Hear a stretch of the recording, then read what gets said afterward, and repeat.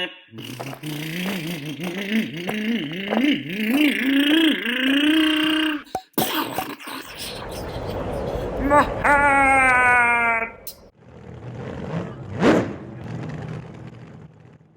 you have watched some of my other videos, the thing I like doing least, as of now, is building shocks. I just don't like the way shock oil feels. That's really the only reason why. But it's not that difficult, and with the Traxxas ones, it's actually a lot simpler because most of the work is already completed. There isn't really much to do on these shocks for the kits. So when I got the kit, I was expecting to build everything, every little component. That's what I'm used to doing. Not with these. These shocks already come pre-assembled for the most part. We have our springs here. We have the long springs and we have the short springs. Long springs go in the rear. Usually your longer dampers go in the rear, shorter dampers go in the front. So the springs, short springs are going to go with the short dampers, long ones with the long ones. So these will go here and these will go over here. Now we are building this to spec, so just as the kit calls for, which is fine. This is going to be a stock vehicle, it will be just fine. Later on, if you wanted to do some tuning, then you would probably consider different shock oil. The shock oil that Traxxas provides, hopefully it says here, but it's generally a 30 weight. Let's see, yes, no, this does not say. But it's usually similar to a 30 weight if you were using Team Associated, for example.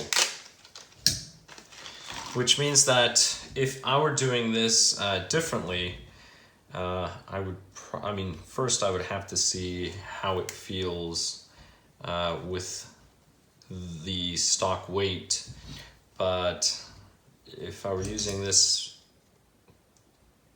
just lightly, I'd probably keep stock.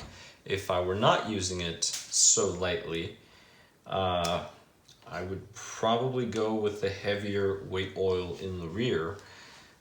For this one, maybe even a 45, just because of the weight of the vehicle. And I would probably keep this on the front. All right, well, let's go ahead and do that.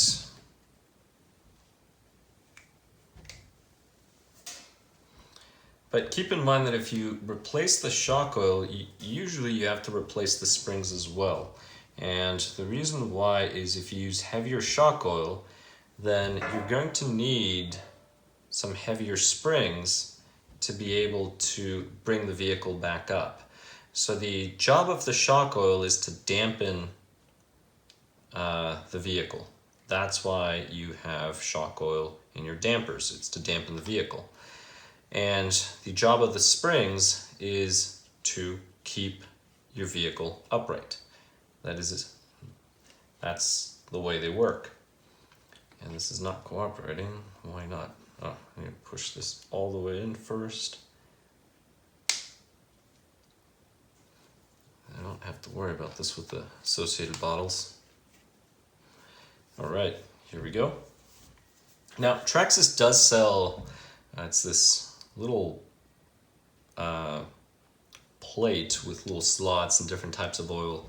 I think it ranges from 20 to 60. I can't remember, to be honest. So that's something that you could buy.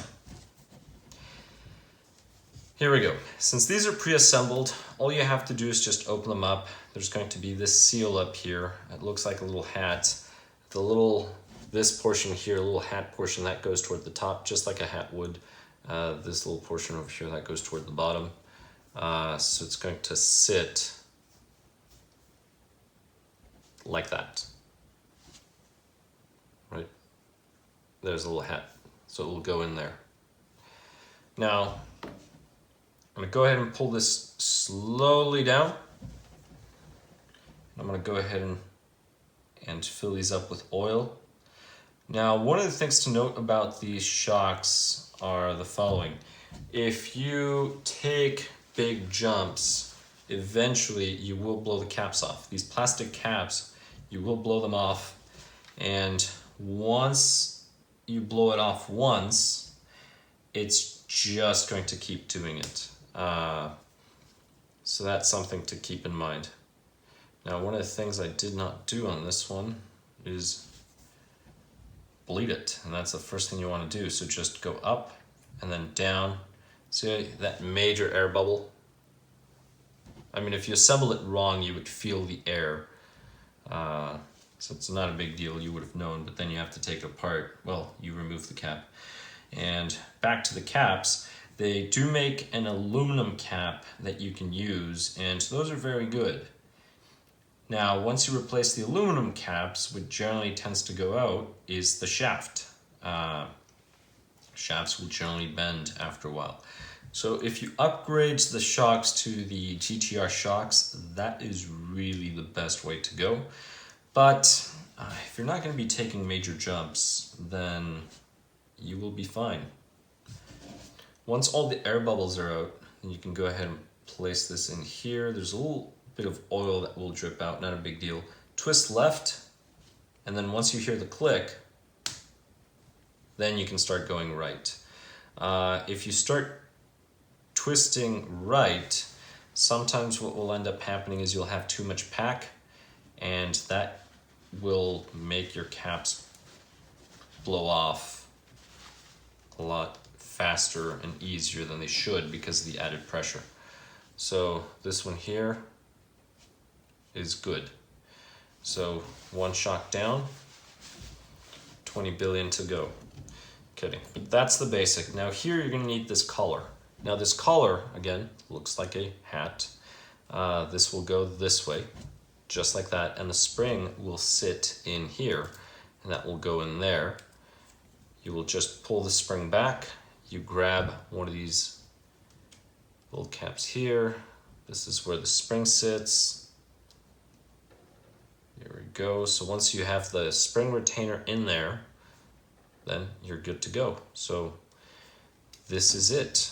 Now, once you install them, then you can decide if you want to put preloads or not. They're not necessary all the time, but you can. But it's best that you do it when you assemble the vehicle. So a preload is something like this. These just clip on. Now, if you buy the GTRs, they will be threaded. I actually prefer those. But the nice thing about these preloads is that it's very easy to have the same amount of preload because they're all pre-sized.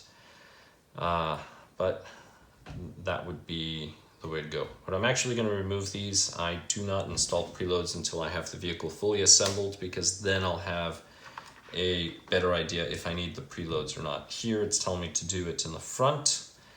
I'm not going to yet, but just keep in mind that's how you would install the preloads. So that being said, that's the way you assemble a shock. Now I'm going to do the other one off camera just to save time. Now I'm going to do one of the rears, and the rear is the exact same process. It just takes a little more oil because it's a longer body. Now there's that little rubber piece, so I could remove it or I could leave it. As long as it's sitting here correctly, it'll be fine. I actually prefer putting that rubber piece on here first. All right, there we go. If you fill it all the way to the top, just make sure that when you push the shaft up, as the piston is rising, make sure you go slow. If you go too fast, you're going to squirt oil everywhere. And I'm just going to go down slowly, and you should be able to see all of the air bubbles. I'm just going to do this a few times. And then just fill with oil as you need. Again, don't fill it all the way to the top. Usually if you leave about 1 millimeter, you will be fine. Actually, no, more than 1 millimeter, 2 millimeters. Because of that little rubber cap that seals everything. That should be fine. And I'd rather remove this. Let me go ahead and remove it. Just be careful when you remove it not to damage it, break it, because then you're going to have a leak. But this sits there. And when this sits here, that'll give you an idea if you need more oil or not. Here, this is perfect. I can barely see some oil around there, which means I'm good to go. So go left, you hear the click, and then you can start going right. And I'm gonna remove the pack by pressing the shaft down so that the piston goes all the way up. And that is it. This one goes, this one opens up surprisingly too much. Go ahead and back up the cap a little.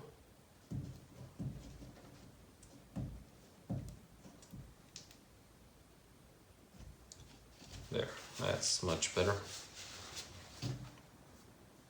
And that is it.